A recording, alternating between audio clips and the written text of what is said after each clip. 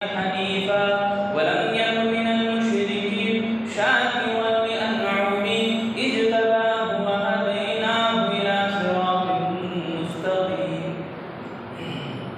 محترم بزرگان دین، میرے عزیز نوجوان ساتھیوں، چھوٹے بھائیوں اور پردے میں بیٹھی خواتین اسلام، تمام قسم کی مدح و ثنا، بڑائی، کبریائی و ذکر اللہ وحدہ لا شریک لہ کے لیے لائق و زیبا ہے. جس نے ساری کائنات کو اکیلے تنہا پیدا کیا، وہی اللہ ہم سب کا بادشاہ پالنہار ہے، رب العالمین ہے. ہم سب کی تدبیروں کو بتانے والا، تقدیروں کو بنانے والا اور ہم سب کی عبادتوں کا مستحق ذات اکیلے اللہ رب العالمین کی ہے. اس کی تعریف جتنی بھی بیان کرو بہت کم ہے. اللہ رب العالمین کی تعریف کے سلسلے میں خود قرآن کہتا ہے کہ اگر ہم درختوں کو قلم بنا لیں، سمندروں کو انک بنا لیں، اللہ کی تعریف لکھتے جائیں تو اللہ رب العالمین کی تعریف باقی رہ جائے گی. یہ سمندر کا جو پانی ہے انک کے بدل میں وہ ختم ہو جائے گا. یہ درخت قلم کی شکل میں اگر رکھے تو یہ سوکھ جائے گا، مگر اللہ رب العالمین کی تعریف ایسی ہے کہ اس کی تعریف ختم نہیں ہونے والی. اس اللہ رب العالمین کی بڑائی، کبریائی ایسی ہے کہ وہ کبھی بھی اینڈ نہیں ہونے والی ہے. اس کے بعد درود و سلام ہو تمام انبیاء اور رسول پر، خصوصاً میرے اور آپ کے نبی جناب محمد رسول اللہ صلی اللہ علیہ وسلم کے ذات گرامی پر اللہ رب العالمین کروڑوں درود و سلام کا نزول فرماتا رہے نبی کریم صلی اللہ علیہ وسلم کے قبر اقدس میں. محترم میرے دینی بھائی، جن دنوں سے میں اور آپ گزر رہے ہیں، ذی الحجہ سے پہلے جو مہینہ آتا ذی القعدہ، وہ اختتام والا، مطلب اس پر 9ویں تاریخ ہے. آج شام کو چاند دیکھیں گے، ہمیں چاند رات ہے مغرب کے بعد، مغرب کے ٹائم پہ. تو ذی الحجہ کے ایام، عشرہ ذی الحجہ، اللہ رب العالمین نے والفجر ولیال عشر کہا. ولیال عشر سے مراد یہی 10 دن اور 10 راتیں ذی الحجہ کی، جو عشرہ جسے بولتے ہیں 10، یہ 10 آنے والے ذی الحجہ کے دن کے سلسلے میں اللہ کے نبی صلی اللہ علیہ وسلم نے بھی بڑی فضیلت بیان کی ہے. ان اعظم الايام کہا، ان اعظم الايام ایام العشر، اللہ کے نبی صلی اللہ علیہ وسلم کی حدیث آتی ہے. یعنی دنیا کے تمام دنوں میں سب سے افضل دن، سب سے عظیم دن اگر کوئی نہیں تو یہ ذی الحجہ کے 10 دن. اور انہی دنوں میں فریضہ حج ادا کرنے کے لیے لوگ دنیا کے کونے کونے سے جمع ہوتے ہیں کعبۃ اللہ کے پاس، مکے کے اندر، حرم کے اندر. تو یہ دونوں مناسبتوں کو دیکھیں گے، دونوں باتوں کو اگر رکھ کر سامنے نظر دوڑائیں گے تو ہمیں ایک ہی شخصیت ہمارے کو نظر آتی ہے جو ان دونوں باتوں کے اندر سموئے ہوئی ہے، اور ان کی زندگی انہی دونوں باتوں کے اندر، دونوں مناسبتوں کے اندر نظر آتی ہے، گھومی ہوئی دکھتی ہے، قدم قدم انہی دنوں کے اندر چلتے پھرتے نظر آتے ہیں. وہ ہے حضرت ابراہیم علیہ السلام. تو مختصر آج ہمیں ان کی زندگی کو سنیں گے اور اس سے حاصل ہونے والے اسباب کو بھی سنیں گے. میرے بھائیوں، ہم لوگ یہ جان لیں کہ ہم جس جگہ بیٹھے ہیں اللہ کا گھر، اور جو گھڑیاں ہماری ہیں جمعہ کی وہ بابرکت گھڑیاں ہوتی ہیں. میں آپ تمام سے کہوں گا کہ اسی طرح سستی کوتاہی کرے بغیر اور باتیں کرتے ہوئے غفلت میں سستی کوتاہی کے شکار ہوتے ہوئے اگر گزاریں گے تو یہ مبارک گھڑیاں ہم سے محروم ہو جائیں گی. اسی لیے جمعہ کو جلد آنے پر ترغیب دی گئی. اول وقت میں آؤ تو اونٹ ذبح کرنے کی قربانی دیکھو. قربانی کے دن ہمارے سامنے ہیں، آپ لوگ دیکھے ہوں گے کہ جانور کتنا قیمتی ہے. اللہ کے نبی صلی اللہ علیہ وسلم نے اتنی بڑی فضیلت اور اتنا بہترین انداز ترغیب کرنے والا اللہ کے نبی فرما رہے ہیں کہ جمعہ میں اول وقت میں آ جاؤ، اونٹ ذبح کرنے کا ثواب آپ پا لیں گے. اونٹ ذبح کرنے کا ثواب میرے بھائی 20,000 30,000 رکھنے پر بھی اونٹ آج بمشکل مل سکے، ایسا ثواب اللہ آسانی سے دیتے بول رہا ہے. ہم لوگ نہیں کہ سستی کے شکار، ہم لوگ نہیں کہ غافل غفلت کا شکار، اور آئے بھی نہیں تو میرے بھائیوں قیمت چاہیے، اس کا احترام کریں، قدر کریں. جمعہ اور جمعہ کی گھڑیاں اور یہاں بیٹھنا، اشارہ بھی کرنا منع ہے نا، تو کتنی بڑی عظیم عبادت ہے یہ. ہم سستی کوتاہی کو چھوڑیں. اگر ہم واقعی مجبور ہیں تو ٹیک لگائیں، ورنہ میرے بھائیوں یہ آپ کے لیے لائق نہیں ہے کہ آپ ٹیک لگا کے آرام سے بیٹھا، بولو جیسے آفیسر بیٹھتا نا ویسے نہیں بیٹھنا ہے. یہ اللہ کا گھر ہے، فرشتوں کا منبع مرکز ہے میرے بھائیوں. فرشتے یہاں جمع ہو جاتے ہیں. خطیب جیسے ہی ممبر پر چڑھ جائے فرشتے دفتر بند کرتے ہیں جمعہ کا اور آ کے حاضر ہو جاتے ہیں, بیٹھ جاتے ہیں. میں آپ تمام سے کہوں گا جو بھی معذور ہے, بڑے بزرگ ہیں, اللہ ان کو صحت اور تندرستی عطا فرمائے, ہم دعا کریں گے. مگر جو معذور نہیں ہیں خدا اللہ کے لیے سامنے آ جائیں. صحیح مسلم کی حدیث ہے کہ قریب میں بیٹھنا یہ فضیلت والا عمل ہے. بہرحال ابراہیم علیہ السلام کی زندگی کو ہم ذرا نظر دوڑائیں گے. ہم بارہا سنیں, بارہا دیکھیں, مگر کچھ نکات میں آپ کے سامنے رکھنا چاہتا ہوں جو میرے لیے بھی آپ کے لیے بھی بہت زیادہ مفید ہوں, فائدہ مند ہوں انشاءاللہ. اللہ سے میں دعا کرتا ہوں بولنے سے پہلے اللہ بولنے والے کو تمام سننے والوں کو عمل کی توفیق عطا فرمائے, آمین. میرے بھائیو, اللہ رب العالمین نے قرآن مجید میں ابراہیم علیہ السلام کی زندگی کو جگہ جگہ پر ان کی زندگی کے بارے میں روشنی ڈالا ہے اللہ تعالیٰ نے, اور ان کی زندگی میں اللہ رب العالمین نے طرح طرح سے آزمائشیں رکھا. ان کی زندگی عراق میں شروع ہوتی ہے. جس گھر میں وہ آنکھ کھولتے ہیں تو گھر بت قدا ہے. بت قدا یعنی خود باپ بتوں کو بنانے والا, بت قدا بھی ہے گھر اور بت فروش بھی ہے گھر, بتوں کو بیچنے والا بھی ہے باپ. ایسے میں حضرت ابراہیم علیہ السلام نبیوں کا جو مشن, نبیوں کا جو اول سنت ہوتی ہے وہ اپنے ہی گھر سے دعوت کا کام شروع کرنا ہوتا ہے. اپنے باپ سے دعوت اللہ کا کام لے کے اٹھتے ہیں اور بڑے پیارے انداز سے. سورہ مریم آپ پڑھیں گے, وَذْكُرْ فِي الْكِتَابِ إِبْرَاهِيمَ إِنَّهُ كَانَ صِدِّيقًا نَبِيًّا إِذْ قَالَ لِأَبِيهِ یعنی آپ دیکھیں گے ترجمہ تو معلوم ہوگا میرے بھائیو. اللہ رب العالمین نے کلام مجید میں فرمایا کہ یاد کرو ابراہیم کی زندگی کو, وہ بڑے سچے نیک نبی تھے اور انہوں نے اپنے باپ سے کہا اے میرے پیارے ابو. یا ابدی کا معنی یاد کرو, جب انہوں نے اپنے والد سے کہا تھا اے میرے پیارے ابو, ابا جان, یہ معنی ہوتا ہے حرف ندا جو یا آتا ہے, یا ابدی, اے میرے پیارے ابو, میں نے آپ کو دیکھ رہا ہوں کہ آپ گمراہ ہیں, رحمان کی پکڑ سے آپ بچیں گے نہیں, ایسے کام کرتے ہیں آپ رحمان کے سزا میں نہ جائیں, شیطان کے شکنجے میں نہ پھنسیں. یہ شیطان انسان کا کھلا دشمن ہے, رحمان کا بڑا نافرمان ہے, اس کے چنگل سے باہر آ جائیے, اس کے پنجے سے آپ نکل جائیے. اے ابا جان, میں آپ سے نصیحت کرتا ہوں, آپ سے میں اللہ رب العالمین کی بنتی باندھتا ہوں, اللہ رب العالمین کی باتیں میں آپ کو بتاتا ہوں. اس طرح سے بڑے پیارے انداز سے ابراہیم خلیل اللہ علیہ السلام اپنے باپ سے دعوت اللہ کا کام آغاز کرتے ہیں.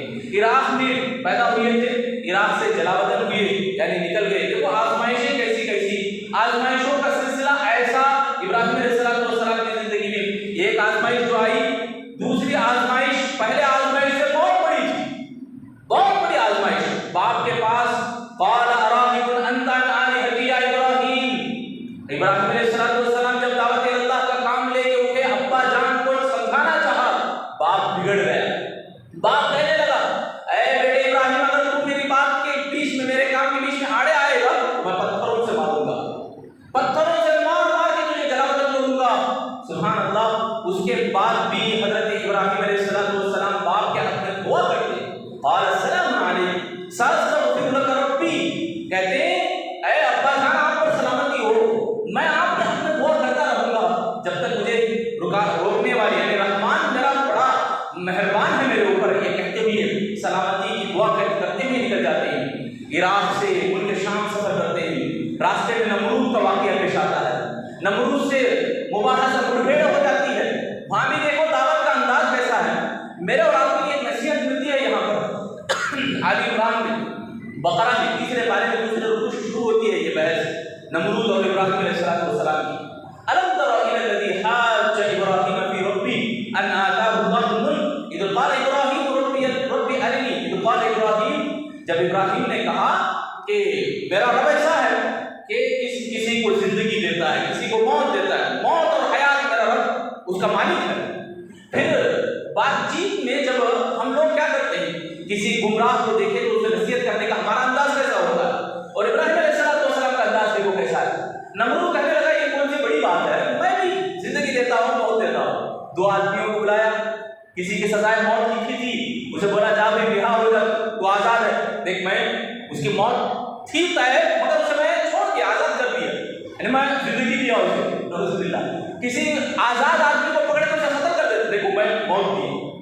سمجھ رہے بات؟ موت بھی میں دے رہا ہوں، زندگی بھی میں دے رہا ہوں. یہ بولنے لگا گمراہ آدمی. ہمارے سامنے بھی ایسے واقعے پیش آتے ہیں. ابراہیم علیہ السلام ڈائریکٹ پوائنٹ پہ آئے. کہا اچھا ایسی بات ہے تو میرا رب ایسا ہے کہ مشرق سے سورج کو نکالتا ہے، مغرب میں غروب کرتا ہے. تو ایسا کر کہ مغرب سے سورج کو نکال کے دکھا. مغرب سے سورج کو نکال کے دکھا. وَبُهِتَ الَّذِي كَفَرَ. وہ فبوہتا مانا کیا ہے؟ وہ ہکا بکا ہو گیا، حیران ہو گیا نمرود بادشاہ. اس کے جسم پر یعنی ہار کے آثار دکھائی دینے لگے، تھر آ گیا وہ. وَبُهِتَ الَّذِي كَفَرَ اللَّهُ لَا يَهْدِي الْقَوْمَ الظَّالِمِينَ. اللہ ہدایت نہیں دیتا ظالم قوموں کو. تو بہرحال یہ جو بات ہے نمرود کے ساتھ بات مدبھیڑ ہوئی، جو بات بحث میں تبدیل ہوئی، وہاں پہ ڈائریکٹ پوائنٹ پہ آنا. کتنی دیر تک کھینچ تاچ کرتے رہیں گے؟ چنگم کے جیسا میں اور آپ وہ ڈیبیٹس ہوتے نا، ٹی وی ڈیبیٹس میں جا کے وہ بولے یہ بولے، لمبی چلتی رہتی بات. ڈائریکٹ پوائنٹ پہ آ جائیں، ڈائریکٹ بات چھیڑ دیں. وہ بڑے بڑے سلف صالحین کے بارے میں یہی بات آتی ہے کہ بات اصل بات پیش کرتے ہیں. اصل بات پیش کرنے سے آدمی کے لیے پورا راستہ جو بند ہے وہ کھل جائے گا.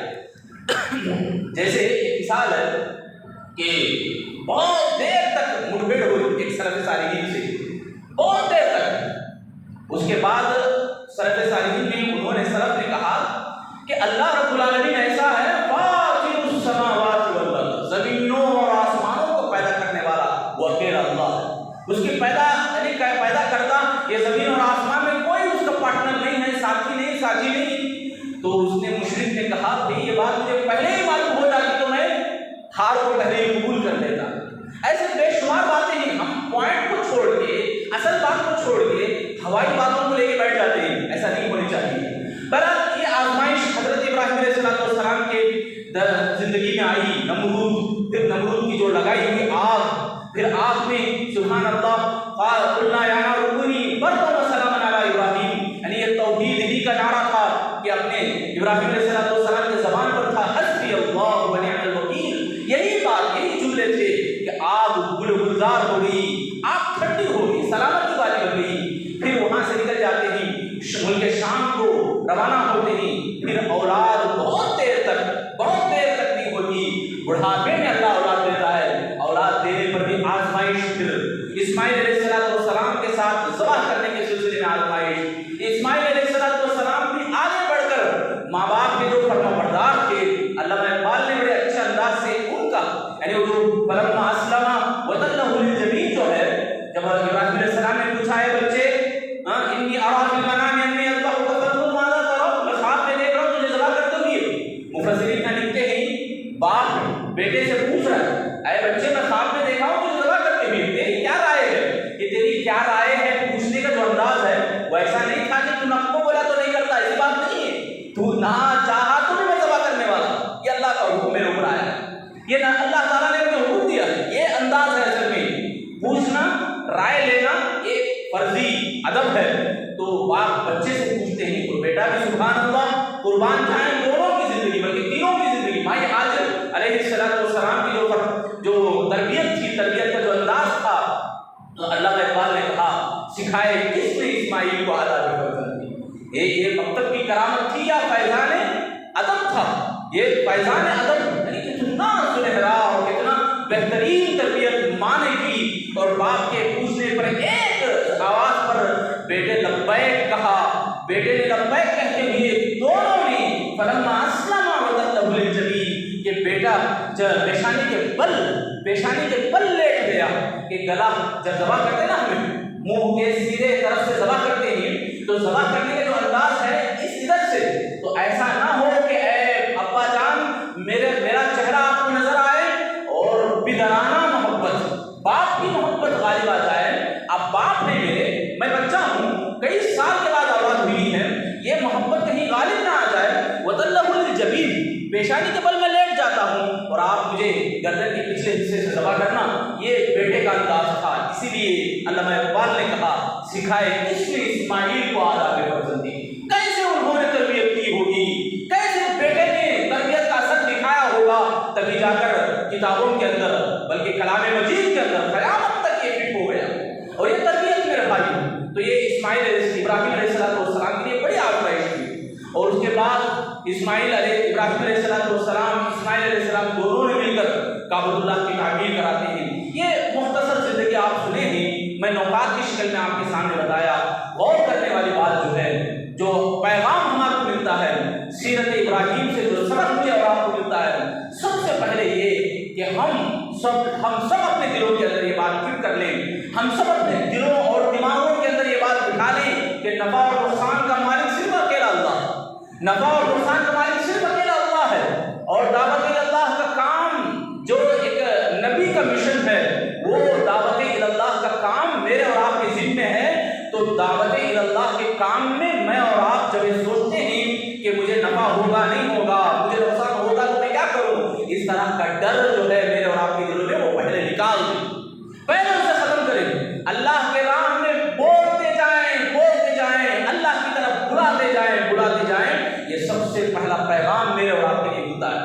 آپ اگر سورۃ الصافات پڑھیں گے، ابراہیم علیہ السلام کے واقعات ملیں گے، وہاں پر ابراہیم علیہ السلام کہتے ہیں اپنے قوم سے، قال لقومه ما تعبدون، اے میرے قوم کے لوگوں کس کی تم عبادت کر رہے ہو، ما تعبدون قالوا نعبد اصناما فنظل لها عابدین، ارے ایسوں کی عبادت کرتے ہو جو گمراہ ہوتے ہیں، یہ گمراہ کرنے والے ہیں۔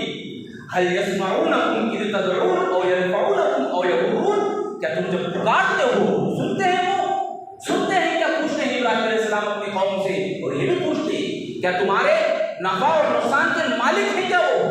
تمہیں نقصان کا ڈر ہے، آج نقصان ہوگا اس بات کا بڑا خدشہ ہے تمہیں، یہ ڈر کیا واقعی وہ نقصان دینے والے ہیں کیا، وہ نفع دینے والے ہیں کیا تمہیں؟ یہ بات ہم لوگ بھول جاتے ہیں۔ دعوت اللہ کے کام میں میرے بھائیوں جو بات ہمارے کو دماغ میں یاد رکھنا اور دماغوں میں بٹھانا ہے، اور اس کام میں آسانی جو فراہم کرنے والی جو بات ہے، سب سے بڑی بات یہی کہ نفع اور نقصان کا مالک صرف اللہ رب العالمین ہے۔ میں یہ نہیں کہوں گا کہ اللہ مالک ہے بول کر ہم چلے جائیں اڈوں پہ، غیر مسلموں کے اڈوں پہ آرام سے نکل جائیں، ایسی بات نہیں۔ حکمت و عمل، حکمت کے ساتھ ہم، حکمت و بصیرت کے ساتھ ہم کام کریں۔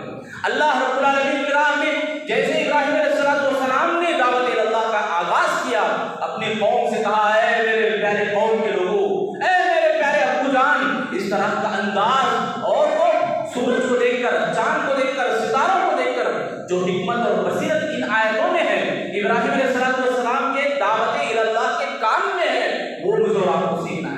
سب سے بڑھ کر میرے بھائیوں علم اور حکمت بصیرت، یہ چیزیں ہمارے اندر آئی ہیں۔ آج ہم دیکھ رہے ہیں طرح طرح سے فتنوں کا بازار ہمارا گرم ہے، جدھر بھی دیکھو شرک کا بازار عام ہے، اور ایک اور بڑی مصیبت ہمارے اوپر کہ حکومتوں کا ڈرانا، سیاسی پالیٹکس کی طرف سے بھی ڈر، یہ خدشہ ہم اپنے دلوں سے نکالیں۔ ایک مسلمان ایسا نہیں ہوا کرتا، مسلمان سیاست کے قائم ہونے سے پہلے، حکومت کے بننے سے پہلے مسلمان کو تعلیم دی گئی، اللہم لا تسلط علینا من لا یرحمنا، دعائیں کرے، اور یہ دعا ہمیشہ کرتے رہے، اور یہ دعا بھی موسیٰ علیہ السلام کی دعا، رب انی بما انزلت الیک من خیر فقیر، اے اللہ جو کچھ تو میرے اوپر اتار رہا ہے، جو کچھ میرے اوپر تو رکھا ہے، نازل کر رہا ہے، اللہ میں اس کو محتاج ہوں۔ ایسی دعائیں ہمیں کرنی چاہیے جب آگے کوئی بھی حکومت کا لیڈر، کوئی بھی حاکم بن گیا ہمارے اوپر، پالیٹکس میں ہو یا سیاسی میدان میں ہو یا ہمارے آس پاس ذمہ دار ہو، کوئی بھی ہو، ہم ان کا ساتھ دیں بھلے کاموں میں، بھلائی کے کاموں میں، یہ نہ ہو کہ برائی کا بھی ہم ساتھ دینے لگ جائیں اور برائی کی جڑ پکڑی جائے اور اللہ رب العالمین تمام کو عذاب میں مبتلا کرے، ایسا نہ ہو۔ تو یہ پہلی بات ہے۔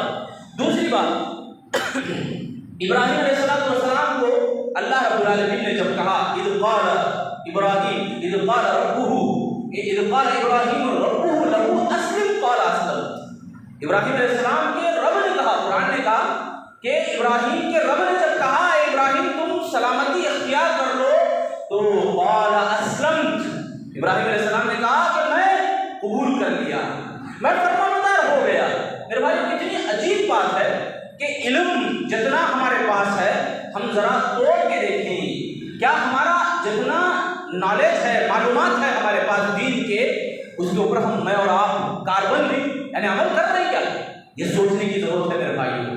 آج ہمارے لیے بڑا چیلنج ہے کہ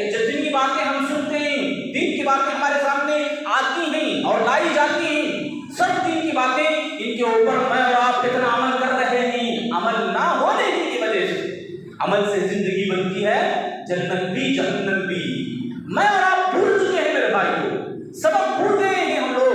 अमल करने वाला जो सबक है, जो लेसन है, अल्लाह ताला ने कहा वला सुन्नल इंसान लफी खुस्र, जमाने की कसम अल्लाह खाते हुए कहा इंसान खसारे में है, सिवाय उनके जो ईमान लाए और अमल करे, ईमान लाए और अमल करे और दावत अल्लाह का काम तल्कीन करे और सब्र की तल्कीन करे। यहाँ जो बात अहम है, ईमान लाने के बाद जो जरूरी बात है वो अमल। मैं और आप अमल से बहुत कोसों दूर हैं मेरे भाई। अमल से कोसों दूर होने ही का नतीजा है कि हम बाजू बाजू बैठे हुए भी हमारे दिलों में नफरत है, हमारा भाई बाजू रहते हुए भी हमारे रिश्ते सामने होते हुए भी, हमारे रिश्ते इतने मजबूत हम लोगों को दिखाते हुए भी हमारे दिलों के अंदर वो बहुत अदावतें, वो कीना कपट मेरे भाई खत्म नहीं होने वाला, खत्म नहीं हो रहा हमारे दिलों में। क्यों नहीं हो रहा? इसलिए कि मैं और आप सिर्फ ज़बानी दावेदार नहीं, सच्चे वाकई इब्राहिमी अगर बनना चाहते हैं तो मेरे भाइयों अमल लाएं जिंदगी के अंदर, अमल लाने की कोशिश करें मेरे भाइयों। सिर्फ जुमा आया, बयानात हुए, प्रोग्राम हुए, सुन लिए चले गए, ऐसा ना हो। अमल हमारी जिंदगी में होनी बहुत जरूरी है, बहुत जरूरी है मेरे भाई। ये जिंदगी मेरे और आपकी दुनिया की जिंदगी एक न एक दिन खत्म होने वाली है। जैसा पैसा धन दौलत में नजर आ रहा है, ये पैसा, ये कीमती चीजें, ये महल्ला के बागा के बंगले, ये सब कोई साथ नहीं आने वाला मेरे भाइयों। मौत का डंका जब बजेगा, मौत का लम्हा जब आएगा हमारे ऊपर, वहां से ही हमारी अमली जिंदगी हमें साथ देने वाली है, हमारा अमल हमारे साथ है। इसीलिए मेरे भाइयों मुझे और आपको चाहिए कि अमल की फिक्र करें। एक मिसाल दी जाती है कि अमल के सिलसिले में एक भाई थके हारे घर को आए, आकर देखा साथ में अंगूर लाए, बड़ा पसंद है अंगूर ला के रखे हैं बीवी बच्चों के बीच में, दस्तरखान बिछा है, खाने में बैठे ही फोन आया, फौरन चले गए। 2 घंटे बाद आए, देखा अंगूर पूरा खत्म हो गया, पूरा अंगूर खाली हो गया है।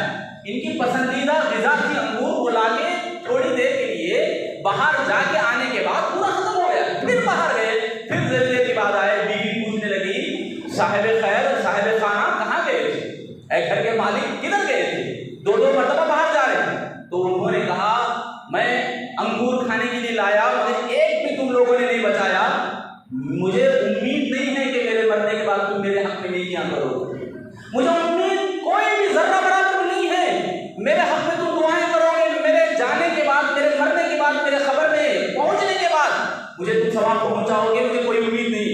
सवाब पहुंचाना बोले तो कुरान खाने लेके बैठना नहीं, ये आजाब पहुंचाना होगा।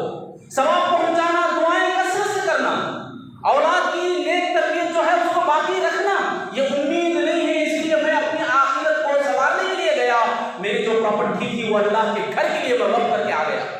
दूसरी मरतबा जोड़ के गए ना, ये मैं अल्लाह के घर के लिए वक़्फ करके आया हूँ, ये कहते हैं मेरे भाइयों, ये मेरे और आपकी जिंदगी में होनी है। अमल अमल अमल से जिंदगी बनती है, जन्नत भी जहन्नम भी, ये चुपके नहीं है। मैं यहाँ बैठा हूँ, आप यहाँ खड़े हैं, यहाँ जमा हो गए हैं हम लोग, तो ये हमारे मुबारक दिन, ये मुबारक घड़ियाँ हमारे नीयतों को जो एहतराम के साथ हम रखे हैं, अगर इखलास के साथ हम पाल रहे हैं, ये हमारे लिए बड़े कीमती बनने वाले हैं मेरे भाई। इंशाअल्लाह बनेंगे मेरे भाई। पहले हम अपने दिलों को सुधारें, दिलों के अंदर की कीना कपट को निकालें और खालिस रखें, खास रखें, पाक रखें, ये अल्लाह के लिए खास रखें।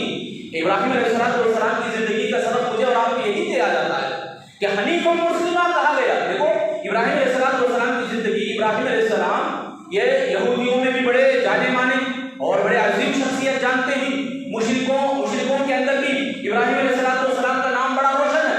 इसीलिए उन्होंने कहा कि इब्राहिम हमारे आदमी है, मुशरिकीन ने कहा हमारे आदमी है, नसरानी ने कहा हमारे आदमी है। कुरान ने ये सबको मुंहतोड़ जवाब देते हुए कहा मा कान इब्राहिम यहूदिया वला नसरानिया वलाकिन कान हनीफन मुस्लिमा वमा कान मिनल मुशरिकीन।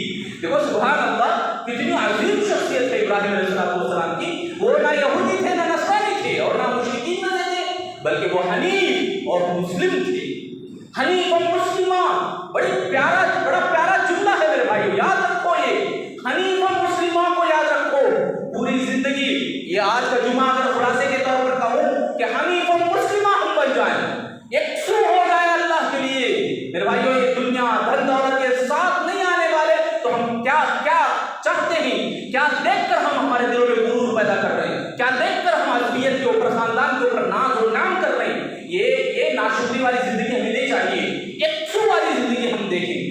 بہرحال میرے بھائیوں، مجھے اور آپ کو چاہیے کہ ابراہیم علیہ السلام کی زندگی کا سبق یہ بھی ہے کہ میں اور آپ جب دعوت اللہ کا کام کرتے ہیں تو خود بھی عمل کریں، عمل کو ہماری زندگی میں نافذ کریں، اس کے بعد لوگوں کو بھی بتائیں، لوگوں کو بھی جمع کریں اللہ کے دین کی طرف۔ تیسری بات یہ کہ ابراہیم علیہ السلام بڑے فرمانبردار بیٹے تھے باپ کے۔ ابھی میں آپ کے سامنے بتایا کہ یہ جو جملے ہیں، اے میرے پیارے ابو، یہ اطاعت پدری یعنی باپ کی فرما برداری کرنا۔ باپ کی فرما برداری میں یہ بات ہرگز نہیں ہے کہ باپ شرک کے اوپر آمادہ کرے۔ ہمارے بہت سارے لوگ ایسے ہی کرتے ہیں، ہمارے والدین کر رہے ہیں، ہمارے ماں باپ کر رہے ہیں، ہمارے باپ دادا کر رہے ہیں۔ چھوٹے بچے کو اگر پوچھا جائے تاکہ کون ڈالے بیٹا، تو بولتا باپ بچہ ہمارے نانی ڈالے، میں بار بار گر رہا ہوں، مجھے بار بار بخار آ رہی، اس واسطے ہمارے نانی اماں ڈالے، نانی اماں ڈالے، دادی اماں ڈالے، ہمارے امی ڈالے۔ بڑوں کے کاموں میں میرے بھائیوں نوجوان بھی اس میں مبتلا ہیں۔ شادیوں کے ٹائم پہ بھی جہیز کی لعنت کی بات اگر کرتے ہیں تو وہ یہی بہانہ دستے ہیں، ہمارے باپ دادا کر رہے ہیں، ہمارے امی ابا نہیں مانتے۔ میرے بھائیوں، یہ نافرمانی کے کاموں میں اطاعت ناجائز ہے۔ حضرت ابراہیم علیہ السلام کی زندگی ہمیں سبق سکھاتی ہے۔ ابراہیم علیہ السلام کی زندگی ہمیں یہ سبق پڑھاتی ہے کہ باپ شرک کرنے والا اور کروانے والا، بتوں کو بیچنے والا ہے۔ ابراہیم علیہ السلام کبھی بھی کمپرومائز نہیں ہوئے، توحید میں کبھی بھی کمپرومائز نہیں ہوئے۔ میرا باپ یہ کر رہا میں بھی کروں، میرا باپ بتوں کو بیچ رہا میں بھی بیچوں، ایسی بات ہرگز ہماری زندگی میں نظر نہیں آتی۔ اور وہ خلیل بنے تو اسی لیے کہ اللہ والے تھے، وہ حنیف و مسلمہ تھے، وہ پکے سچے موحد تھے وہ، اور اللہ کے خلیل تھے وہ۔ اسی لیے میرے بھائیوں، مجھے اور آپ کو چاہیے کہ ماں باپ کے ساتھ ہم نافرمانی کرنے والے کبھی بھی نہ بنیں۔ ماں باپ کی اطاعت میں فرمانبرداری کا ڈھونگ رچاتے ہوئے نافرمانی اللہ کی کبھی بھی نہ کریں، اللہ رب العالمین کے ساتھ نافرمانی کبھی بھی نہ کریں۔